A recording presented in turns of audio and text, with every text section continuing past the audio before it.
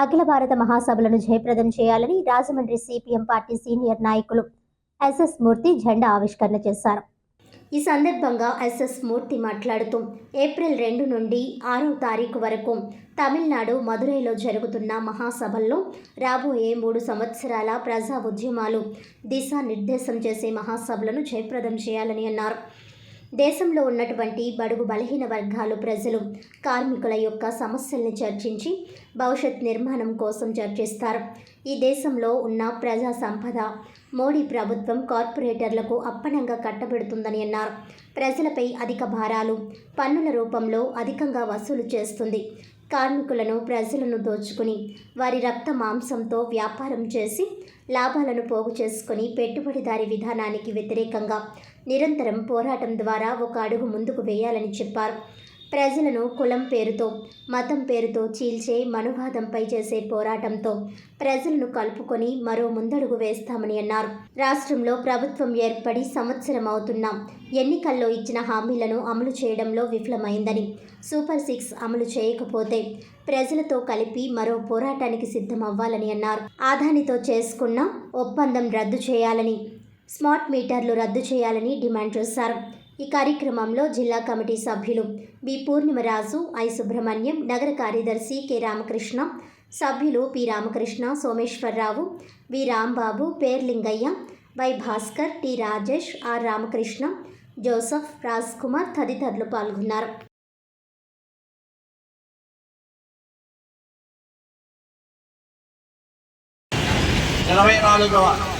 మహాసభలో తమిళనాడు రాష్ట్రంలో మదురై నగరంలో ఈరోజు అంటే ఏప్రిల్ 2వ తారీఖు నుండి 6వ తారీఖు వరకు జరగబోతున్నాయి.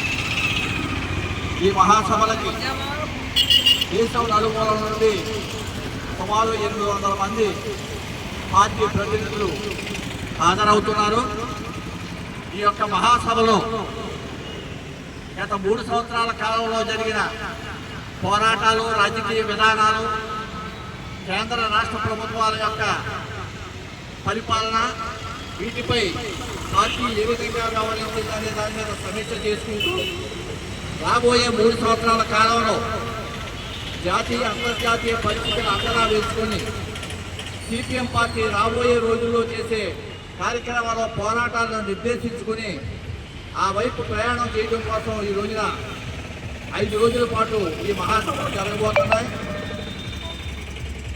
దురదృష్టవశాత్తు అఖిల భారత కార్యదర్శిగా పనిచేసిన సీతారాం యేచూరి గారి మరణంతో ఏర్పడిన లోటును రానియకుండా ఈ మహాసభలో దిగ్విజయంగా ముగించుకోవడం కోసం నాయకులు, కార్యకర్తలు అందరూ కూడా కృషి చేస్తున్నారు. మనకందరికీ తెలుసు, ఈ రోజున అంతర్జాతీయంగాను జాతీయంగాను కూడా కమ్యూనిస్టులు బలహీన పడినా తిరిగి మళ్ళా పుంజుకొని శక్తిని కూడగట్టుకొని ఈ సామ్రాజ్యవాదానికి వ్యతిరేకంగా పోరాటాలు జరుగుతున్నాయి. చివరికి సామ్రాజ్యవాదం నశించి పెట్టుబడిదారీ వ్యవస్థను కూలదోచి కార్మిక వర్గం సోషలిజాన్ని నిర్మాణం చేస్తుంది. అటువైపు ప్రయాణం జరుగుతుంది.